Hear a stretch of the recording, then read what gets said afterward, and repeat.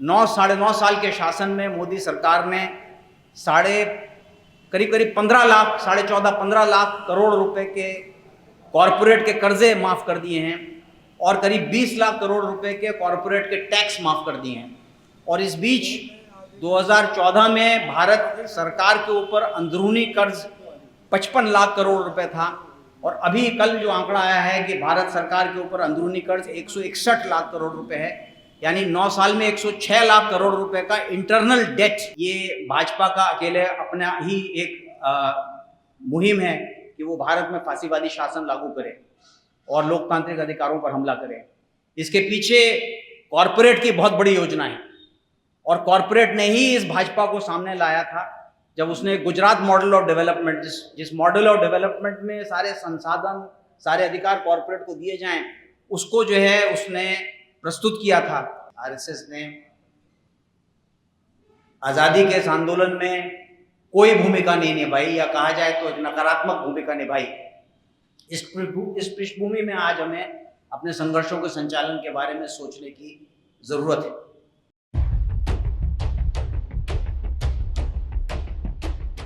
धन्यवाद राय साहब। आज के इस हमारे सुरेंद्र मोहन जी की याद में आयोजित इस कार्यक्रम के लिए मैं सबसे पहले आयोजकों को बधाई देना चाहता हूं। मुझे लगता है कि आज जो आंदोलन बढ़ाने की ज़रूरत है, एक संयुक्त रूप से साझे आंदोलनों का निर्माण करने के 77 के बाद अगर कोई ऐसा व्यक्ति है जो इसके परिचय के लायक है, उदाहरण के लायक है, तो वो सुरेंद्र मोहन जी हैं। एक छात्र के तौर पर मैंने उन्हें आंदोलनों में भाग लेते देखा और विभिन्न धाराओं के जन आंदोलनों में वो हमेशा आंदोलनों के बीच रहकर साथ खड़े रहे और मैं उनकी याद में सभा में बोल रहा हूँ। मुझे बहुत गर्व महसूस हो रहा है इतने प्रबुद्ध लोगों के बीच में कि मैं अपनी बात आपके बीच साझा करने का मुझे आपने मौका दिया। हमारा जो विषय है वो संविधान को बचाने का है और संविधान के 2 हिस्से हैं। एक उसके मूल अनुच्छेद हैं जिससे पूरे देश के राजनीतिक तंत्र का संचालन होता है और एक इसकी दिशा निर्देशिका है, उसका प्रिएम्बल है। और हम जानते हैं कि आज जिस दिशा में देश का राजनीतिक संचालन जा रहा है उसमें उसके प्रिएम्बल की जो घोषणाएं हैं, जो समानता और बराबरी और धर्मनिरपेक्षता, इन सारे आदर्शों को सामने रखकर जो है हमें आगे बढ़ना चाहिए था। हम उनको भूलकर, उनको नज़रअंदाज करके, किनारे करके जो है एक ऐसी दिशा में जा रहे हैं जहाँ पे एक फांसीवादी शासन, जिसमें इस संविधान में दिए हुए अधिकारों को भी कुचला जा रहा है, उनको, जनता को उन अधिकारों से वंचित किया जा रहा है और एक खास दिशा में पूरे संचालन को लेके जाया जा रहा है जिसको हम फांसीवाद के रूप में जानते हैं, जिसके संचालन के केंद्र में आरएसएस है। जिस आरएसएस ने आज़ादी के इस आंदोलन में कोई भूमिका नहीं निभाई या कहा जाए तो नकारात्मक भूमिका निभाई। इस पृष्ठभूमि में आज हमें अपने संघर्षों के संचालन के बारे में सोचने की ज़रूरत है। मैं इस मौके पर एक बात पे ज़रूर आपका ध्यान आकर्षित करना चाहूँगा कि डॉक्टर अंबेडकर ने जो अपने 1956 में बीबीसी को जो अपना आखिरी उन्होंने साक्षात्कार दिया, उसमें एक बात कही कि क्या हमारे देश की जनता इस संविधान के लिए और इस लोकतंत्र के लिए, चुनाव के आधार पर इस लोकतंत्र के लिए तैयार है कि नहीं। और उनका स्पष्ट कहना था कि उनकी नज़र में ऐसा नहीं है, क्योंकि बैल के नाम पर जो है वोट मांगा जाता है और ये पता नहीं चलता कि वो बैल का प्रतिनिधित्व कौन कर रहा है, गधा कर रहा है या कोई एक समझदार व्यक्ति जो उनका प्रतिनिधित्व कर सके वो कर रहा है। तो इस संविधान के संचालन में और किस हद तक ये लोकतंत्र को आगे बढ़ा पाएगा, खुद इसके निर्माता ने ही शुरू में ही आज़ादी के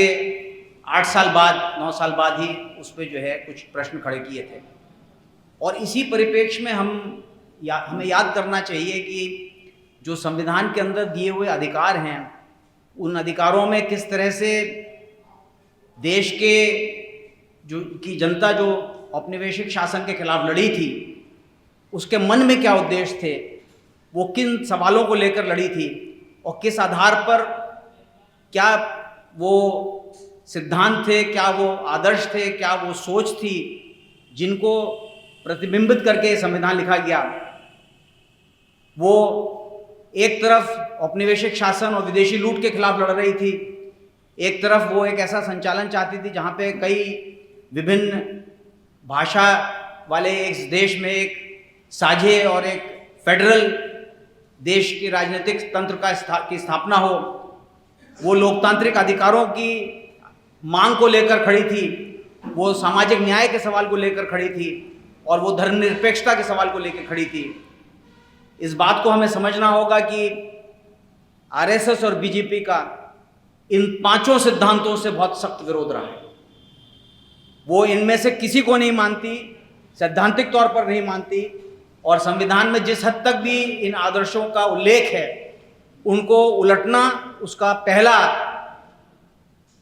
पहला प्रयास है ताकि वो एक फांसीवादी शासन को ला सके। मैं इस बात को भी शुरू में कहना चाहूँगा कि मेरी समझ में अभी फांसीवादी शासन आया नहीं है, क्योंकि जो ढांचा है भारत का उसमें वो मजबूर है कि वो चुनावों का संचालन करे। उसका प्रयास है कि चुनावों के संचालन को समाप्त कर दिया जाए, इस रूप में ला दिया जाए जिससे चुनाव का महत्व ना बचे और जनता की आवाज़ जो है राजनीतिक पटल पर सामने ना आए। उसका प्रयास है कि एक छत्र राज्य को चलाने के लिए एक तरह से एक ही साल जो है सारे चुनाव कराए जाएं। वो इस बात से खिन्न है कि जो उसको राज्यों के और केंद्र के चुनाव के संचालन अलग अलग करने पड़ते हैं और हमेशा उसकी पार्टी को जो है चुनाव के मोड में रहना पड़ता है, जहाँ पे कुछ कुछ रियायतें जनता को देनी पड़ती है। और इसके लिए वो पूरी जुडिशरी को भी अपने साथ करने के प्रयास में है, ताकि जुडिशरी के द्वारा जो है वो अपने संविधान में किए जाने वाले जो उसके प्रयास हैं, जो संशोधन हैं, बदलाव हैं, जैसे कानून में उसने कर दिया विपक्ष को बाहर निकाल कर, उस बहस का सवाल ही ना बने और एक तरफा जो है संविधान और पूरी तंत्र का संचालन इस रूप में हो जाए कि वो मनमाने ढंग से अपने राज को चला सके। तो इस प्रयास में वो है, लेकिन इस प्रयास से एक और बात रेखांकित होती है कि अभी फांसीवाद को अमल करने के लिए जो उसके प्रयास हैं उसमें जो बाधाएं हैं, ये बाधाएं हैं कि भारत एक बहुराष्ट्रीय देश है, इसके अंदर अलग अलग राष्ट्रीयताएं हैं, अलग अलग भाषाएं हैं। भारत के लोग जो है कई नस्लीय आधार पर भी अलग भिन्न हैं और हम देखते हैं कि किस तरह से वो उत्तर पूर्व के राज्यों को कितना ही अपने साथ लेना की कोशिश करें, लेकिन उनके खिलाफ बीच बीच में भड़काकर लोगों के आपस में जो है विवादों को और नस्लीय हमलों को वो बढ़ावा दे देते हैं। भारत एक बहुत सारी जातियों का समूह है और सारी जातियों के सारे लोगों को समेटना, बहुत सारे धर्मों का समूह है, सबको समेट कर इकट्ठा करके और एक फांसीवादी हमला एक हिस्से पर कराना, ये इतना आसान उसके लिए भी नहीं है और उस प्रयास में वो लगी हुई है। और इन प्रयासों के बारे में हमें जानना चाहिए कि ये जो विभाजन है भारत के सामाजिक बनावट का, ये मौका देती है बहुत सारे ऐसे आंदोलनों का निर्माण करने के लिए जो उसके फांसीवादी हमलों का हम विरोध कर सकें। मैं इस बात के साथ इस बात पे जोर देने के लिए आपके बीच में मैं एक बात रख रहा हूँ कि मुझे नहीं लगता कि ये भाजपा का अकेले अपना ही एक मुहिम है कि वो भारत में फांसीवादी शासन लागू करे और लोकतांत्रिक अधिकारों पर हमला करे। इसके पीछे कॉरपोरेट की बहुत बड़ी योजना है और कॉरपोरेट ने ही इस भाजपा को सामने लाया था जब उसने गुजरात मॉडल ऑफ डेवलपमेंट, जिस मॉडल ऑफ डेवलपमेंट में सारे संसाधन, सारे अधिकार कॉरपोरेट को दिए जाएं, उसको जो है उसने प्रस्तुत किया था। और उसी रास्ते पर आगे बढ़ते हुए आज अगर हम आंकड़े देखते हैं तो हम देखते हैं कि करीब 9 साढ़े 9 साल के शासन में मोदी सरकार ने करीब 15 लाख, साढ़े 14-15 लाख करोड़ रुपए के कॉरपोरेट के कर्जे माफ़ कर दिए हैं और करीब 20 लाख करोड़ रुपए के कॉरपोरेट के टैक्स माफ़ कर दिए हैं। और इस बीच 2014 में भारत सरकार के ऊपर अंदरूनी कर्ज 55 लाख करोड़ रुपए था और अभी कल जो आंकड़ा आया है कि भारत सरकार के ऊपर अंदरूनी कर्ज 161 लाख करोड़ रुपए है, यानी 9 साल में 106 लाख करोड़ रुपए का इंटरनल डेट। यानी जो वो कहते हैं कि 75 साल 65 साल कांग्रेस ने राज किया या औरों ने राज किया, हमारा भी शासन देखिए, तो अगर उसका आंकड़ा दें तो इंटरनल डेट भारत सरकार के ऊपर 55 लाख करोड़ रुपए का 65 साल में इकट्ठा हुआ था, और इन्होंने 9.5 साल में ही 106 लाख करोड़ रुपए का कर्जा और लाद दिया है, जिस कर्जे को इन्होंने वसूलना है। इसके साथ साथ करीब करीब 52-53 लाख करोड़ रुपए का विदेशी कर्जा भी है, और इसमें से बहुत सारा कर्जा जो है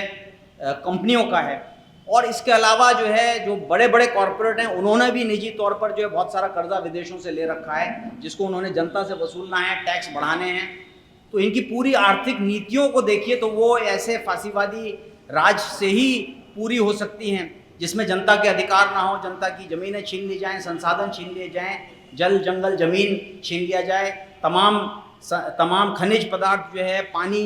और तमाम कमाई के सारे साधन से जनता को वंचित करके जो उसको कॉरपोरेट के हवाले कर दिया जाए, और जनता को बाध्य किया जाए कि वो जिस तरह से अंग्रेज़ जो है लगान वसूल करते थे, उसी तरह से सरकार जो है इन कंपनियों के लिए लगान वसूले। मैं उदाहरण, इसका इशारा मेरा जो है तमाम प्रीपेड स्मार्ट सिटी की योजना है। ये प्रीपेड फ़ोन है जिसके अंदर पहले से ही सेवा आपको पूरी मिले ना मिले, उसके अंदर पहले से ही कंपनियां वसूली कर लेती हैं। इसी तरह से पूरा स्मार्ट सिटी निर्माण चल रहा है कॉरपोरेट के लिए, जिसमें सारी सुविधाओं का टैक्स पहले ही वसूल लिया जाएगा, उसके शुल्क पहले ही वसूल लिया जाएगा, और सेवा किस तरह की मिलेगी ये बाद में तय होगा। इसी तरह से बिजली के अंदर एक बहुत बड़ी योजना इनकी आ रही है, जहाँ पे ये प्रीपेड मीटर के द्वारा जो है वसूली करेंगे, और सरकार करेगी इन कंपनियों के लिए। ये पुलिस और सरकार जो है जनता के अधिकार और रक्षा के लिए नहीं रहेगी, ये जो है सीधे सीधे कॉरपोरेट के मुनाफे की वसूली के लिए काम करेगी। और इस पूरी प्रक्रिया में जिस तरह का समाज हमारा, जिस तरह से गरीबी और अमीरी के बीच में खाई बड़ी है, 1% लोग वो आज देश की 40% संपत्ति के मालिक हैं, और 50% नीचे की हिस्से की जनता, उसके पास मात्र 3% संपत्ति है। ये जो दूरी है, ये दूरी क्यों बनी है और कैसे बनी है, और कैसे इसको और बढ़ाने के लिए परिवर्तन किए जा रहे हैं,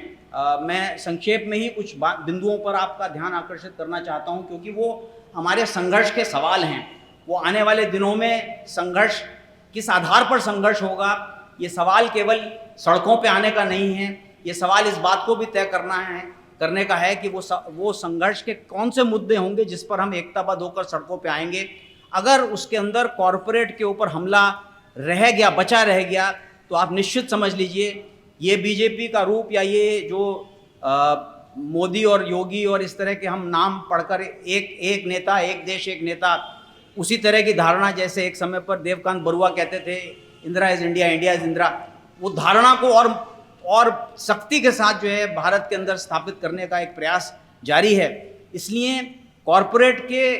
जो हित में जो नीतियों के अंदर परिवर्तन किया जा रहा है, वो बिंदु हैं जिसके ऊपर हमको संघर्ष संगठित करना होगा। वरना जो भी सत्ता में आएगा, अगर वो स्पष्ट रूप से चुनाव के माध्यम से ही परिवर्तनों का दौर अभी चलने की प्रक्रिया होने जा रही है, क्योंकि अभी एकाएक वो पार्लियामेंट को भंग करके और संविधान को भंग करके बदल कर जो है राज स्थापित करने की अभी उस तरह का एका जो है पूरे भारतवर्ष में उनका नहीं बन पाया है। और इसको रोकने के लिए अगर संघर्ष होंगे, जैसा किसान आंदोलन में हुआ, और किसान आंदोलन इसका एक बहुत बड़ा उदाहरण इसलिए है क्योंकि किसान आंदोलन किसी पार्टी ने नहीं किया, वो किसान संगठनों ने किया, और वो हमला अडानी समेत तमाम विदेशी कारपोरेट घरानों की तरफ से जो है किसानों के ऊपर हो रहा था। आप लोग को मैं आंकड़ों से नहीं परेशान करना चाहता, लेकिन आप इतना समझ लें कि दुनिया भर की 5 या 6 बड़ी बड़ी कंपनियां हैं जो अनाज का 50% से ज़्यादा, कुछ मायनों में 70% जो है अनाज का व्यापार करती हैं, बीज की बिक्री करती हैं, कीटनाशक और दवाओं का जो है वो बिक्री करती हैं, खाद की बिक्री करती हैं। तो इतना वर्चस्व इन कंपनियों का है, और वो अडानी के माध्यम से भारत में आना चाह रही हैं, वो अंबानी के माध्यम से, रिलायंस के माध्यम से भारत में आना चाह रही हैं, क्योंकि सीधे तौर पर आएंगी तो एक उनकी विदेशी लूट का हिस्सा जो है ज़्यादा प्रबल रूप से उजागर होता है। इसी दिशा में ठेकेदारी खेती का कानून बना था, और ये ठेकेदारी खेती का कानून, इसके महत्व को जानना बहुत ज़रूरी है, क्योंकि ये किसानों को कानून बनाकर ठेके में, अनुबंधों में फंसाकर उनको ये निर्देश देता कि तुम्हें इन फसलों को पैदा करना है, ये फसलें तुम पैदा नहीं करोगे, और उनके साथ बांधकर उसकी लागत का सामग्री और उसकी तमाम सेवाएं जो है वो कंपनियां जो है उनको प्रदान करती हैं। जैसे खाद छिड़कने की सेवा जो है अब ड्रोन के माध्यम से इन कंपनियां जो है करने जा रही हैं, वैसे ही वो फसलों को, प्रारूप को बदल देती हैं। किसान, भारत के अंदर जो सबसिस्टेंस फार्मिंग करता है, अपने अपने ज़िंदा रहने के लिए खेती करता है, गेहूं और अनाज पैदा करता है, उससे वो फसलें पैदा कराए जाने की योजना थी जिन फसलों को खाद्य प्रसंस्करण करके ये बड़ी बड़ी कंपनियां पूरे यूरोप के अंदर उस मौसम में सप्लाई कर सके जिस मौसम में यूरोप के अंदर बर्फ़ जमी होती है और सब्जियों की और तमाम फसलों की आपूर्ति वो नहीं कर पाते हैं। तो ये पूरी योजना ही पूरे खेती के प्रारूप को बदलने की थी। ठीक उसी तरह जिस तरह से अंग्रेज़ों ने जो है नील की खेती कराई थी, उसी तरह से पूरी खेती के प्रारूप को बदलने की योजना थी। और इसके लिए कानून बनने से उनको फ़ायदा था। ठेके पे खेती तो वो आज भी करा सकती हैं। कानून बनने से ये फ़ायदा था कि किसान अगर अनुबंध में ना फंसें तो पुलिस उनके साथ जाके उनको देश हित में उस खेती को करने की योजना बनाएगी। यूपी के अंदर एक जिला एक फसल, कौशाम्बी के अंदर केवल जो है केला उगाया जाएगा, किसी जिले में केवल अमरूद उगाया जाएगा। इस तरह से एक फसल एक जिला और एक कंपनी जो उसका जो है प्रसंस्करण करेगी। इसकी योजना जो लगातार योगी जी भी करते रहे हैं। इस आधार पर इसको पूरे को देखा जाना ज़रूरी है। इसी के साथ साथ लागत की आपूर्ति करना और फसलों की खरीद कंपनियां करेंगी, मंडियां खत्म समाप्त कर दी जाएंगी। मंडी कानून उन्होंने बनाया था और इसके अंदर निश्चित तौर पर जो सरकारी योजना है न्यूनतम समर्थन मूल्य देने की, जिसके ऊपर किसानों का बहुत विवाद है कि वो 1.5 गुना लागत का 1.5 गुना रेट नहीं है और ख़रीदारी भी नहीं होती, वो तमाम सवाल तो किनारे रह जाते। तमाम मंडी व्यवस्था को ही समाप्त करने का उनका योजना थी और सरकारी खरीद को समाप्त करने के साथ साथ उनकी ये योजना थी कि वो तमाम राशन प्रणाली को समाप्त कर दें। यानी देश की पूरी खाद्य सुरक्षा की व्यवस्था को, गेहूं और धान की पैदावार, दाल की पैदावार, तिलहन की पैदावार, इनको समाप्त करके वो और उसकी सप्लाई जो है तमाम कंपनियों के हाथ में रखने की जो योजना थी। इस तरह से इन्होंने 3 खेती के कानून बनाए थे जिसके ऊपर इतना बड़ा आंदोलन खड़ा होकर पंजाब से उठा, हरियाणा को साथ लिया और पश्चिम उत्तर प्रदेश को लेते हुए उसने दिल्ली को घेर लिया और मोदी जी को मजबूर किया। वो एक साझा आंदोलन था, उसके अंदर आरएसएस से जुड़े संगठन भी थे उसके अंदर, क्योंकि वो मजबूरी थी। अगर उनको अपना किसानों के अंदर आधार बचाना था तो उनकी मजबूरी थी कि वहाँ पर खड़े रहें। और उनसे खूब बहस हुई बहुत सारे सवालों पर, उसमें तरह तरह के तत्व थे, लेकिन वो एक किसानों के दबाव में एक नीचे से ऊर्जा प्राप्त करता हुआ आंदोलन था। उससे सबक लेके हमको समझना होगा कि किस तरह के हमें आंदोलनों को निर्माण करना है। मैं यहाँ पर हल्का इशारा बेरोजगारी की बढ़ती समस्या पर करना चाहूँगा। भारत के अंदर किसान जनता, उसके परिवारजन गाँव में रहकर पशुपालन करते हैं, बीघा 2 बीघा में खेती करते हैं और पुरुष जो है बम्बई, दिल्ली, बेंगलोर में जाकर जो है सस्ता रोजगार प्राप्त करता है। ये जो रोजगार देने का जो पैटर्न है कि महानगरों में बड़े बड़े उद्योग लगेंगे, ये भारत जैसे कृषि प्रधान देश ये बेरोजगारी दूर नहीं कर सकता है। 68% लोग गांव में रहते हैं। अगर ग्रामीण अंचल में जो है जनता की पहुंच में विदेशी कंपनियों पे प्रतिबंध लगाते हुए अगर खाद्य प्रसंस्करण उद्योग नहीं लगाए जाएंगे, जहां पर वो वहीं पे रोजगार भी कर ले और अपनी खेती भी साथ साथ बाकी बचे हुए समय में करता रहे,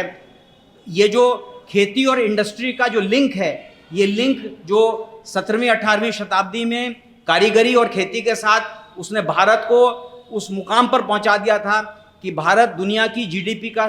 26% पैदा करता था सन 1700 में। अगर वो रूप भारत में नहीं पैदा होगा तो हांगकांग और दुबई का मॉडल जो है भारत के लिए रोजगार पैदा नहीं कर सकता है। अगर गांव के अंदर आधुनिक स्कूल, कॉलेज, सौर ऊर्जा, ये तमाम सुविधाएं गांव की जनता की पहुंच में नहीं दी जाएंगी तो बेरोजगारी की समस्या दूर नहीं होगी। हमें इन सवालों पर भी ध्यान देते हुए इसको आगे बढ़ाना होगा। आज जो श्रम कानूनों पे हमला है,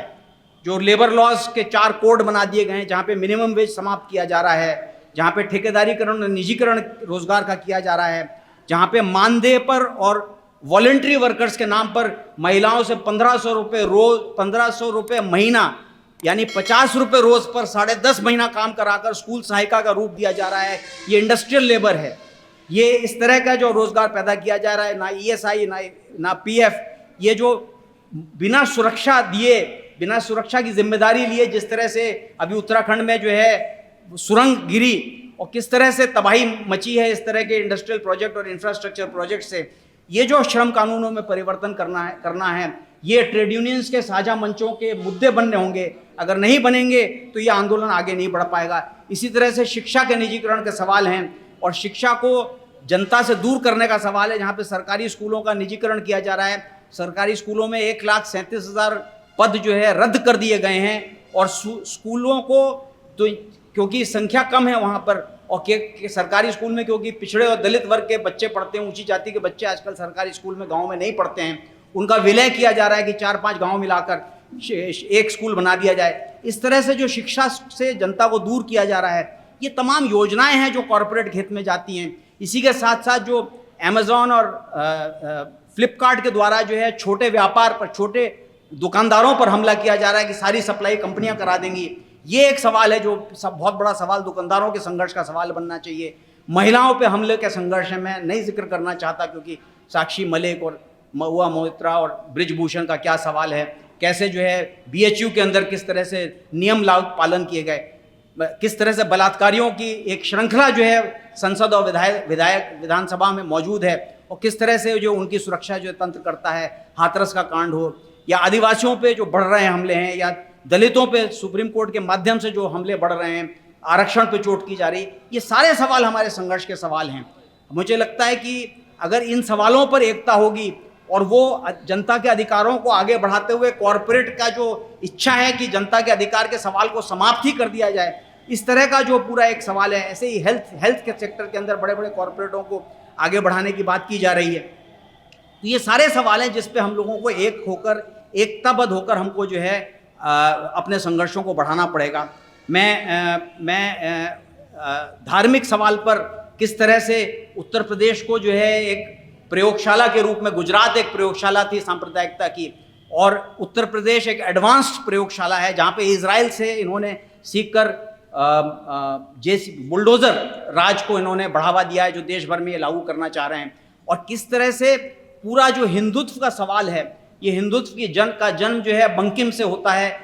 19वीं शताब्दी के बंगाल से, और किस तरह से ये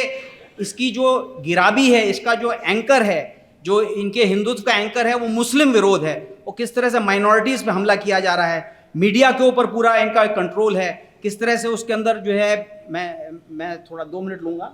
समीक्षा कर देता हूँ, थोड़ा समय हो गया है, पर किस तरह से ये फांसीवाद को लागू करने का प्रयास है। ये फांसीवाद वास्तव में एक राज का टेररिस्ट रूल है, ये राजकीय आतंक का राज है और इसके लिए बहुत ज़रूरी है कि ये एक काल्पनिक दुश्मन को देश की जनता का दुश्मन बता सकें ताकि असली दुश्मन को छिपा सकें, तो कॉरपोरेट को हमले से छिपा सकें और मुसलमानों को हमले का निशाना बना सकें। किस तरह से ये इस हमले को बढ़ाने के लिए कैसे मीडिया इनका साथ दे रहा है और इस पूरे परिप्रेक्ष्य में किस तरह से चुनाव के अंदर इनकी कोशिश है कि चुनाव के अंदर जो है ये पूरी बातों को चुनावी पार्टियों के रूप में समेट लें, लेकिन अगर चुनावी पार्टियों का रूप चुनाव के विकल्प में इन नीतियों के विरोध में नहीं बोलेगा, अगर वो इस आर्थिक नीति, नई आर्थिक नीति के खिलाफ विपक्ष नहीं बोलेगा, नहीं खड़ा होगा, किसान आंदोलन के पक्ष में, किसान आंदोलन के मुद्दे के पक्ष में नहीं खड़ा होगा और अगर वो कॉरपोरेट डेवलपमेंट के एजेंडा को ही अपना एजेंडा रखेगा और दूसरा अगर वो फांसीवादी दमन के खिलाफ नहीं बोलेगा,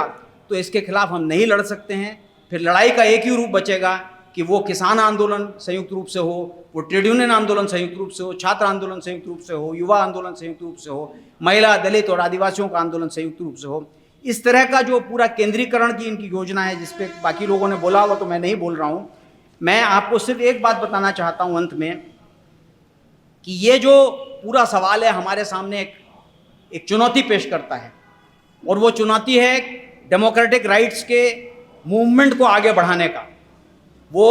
जो फर्जी केस लिखे जा रहे हैं, जो भीमा कोरेगांव जैसा केस या न्यूज़ क्लिक जैसा केस या CAA NRC के सवाल पर जो केस लिखे गए, जो UAPA थोपा जा रहा है जिसमें बेल का कोई प्रावधान नहीं है, न्याय और अन्याय की बात तो बाद में तय होगी, 10 साल बाद आप जेल में रहेंगे, आप बाहर नहीं रह सकते। किस तरह से जुडिशरी जो है इस तमाम अलोकतांत्रिक पक्षों को जो है सामने ला रही है, अपने रुख को सामने ला रही है, जनता के अधिकारों को दबा रही है। किस तरह से विरोध करने पे, छोटे छोटे विरोध करने के ऊपर केस कर दिए जाते हैं। किस तरह से जो है डिफेमेशन केसेस कई राज्यों में लागू कर दिए जाते हैं और नेताओं को बोलने से रोका जाता है। किस तरह से इंटरनेट बैन किया जा रहा है। किस तरह से एनफोर्समेंट डायरेक्टरेट और CBI को भेजकर जो है ऑपोजिशन मुक्त, विपक्ष मुक्त जो है संसद बनाने की कोशिश है। किस तरह से एनएसए और यूएपीए लागू करके माइनॉरिटीज़ और आदिवासियों और क्रांतिकारियों पे, कम्युनिस्ट क्रांतिकारियों पे हमले का निशाना बनाया जा रहा है, जिसमें कोई सुनवाई नहीं है। ये डेमोक्रेटिक राइट्स के बड़े सवाल सामने खड़े हो रहे हैं और मुझे उम्मीद है कि तमाम जो आपके ने आज जो प्रयास किया, मैं आपको दोबारा से बधाई देते हुए इस बात की उम्मीद के साथ कि हम सब मिलके एक जनवादी अधिकारों की रक्षा के लिए एक बहुत बड़ा आंदोलन देश भर में खड़ा कर पाएंगे। जो किसान सभा का उद्घाटन 1920 में इलाहाबाद से हुआ, 21-22 मैं सन भूल रहा हूँ, सॉरी। मैं समझता हूँ कि जनवादी अधिकारों के आंदोलन का अगर हम कहें एक समानांतर स्थिति हम खड़े हैं, जहाँ पे इस देश की रक्षा के लिए जनवादी अधिकारों का आंदोलन हम इस मंच से यहाँ से शुरू कर सकें। आपको बधाई देते हुए मैं अपनी बात समाप्त करता हूँ। बहुत बहुत धन्यवाद, बहुत बहुत बधाई।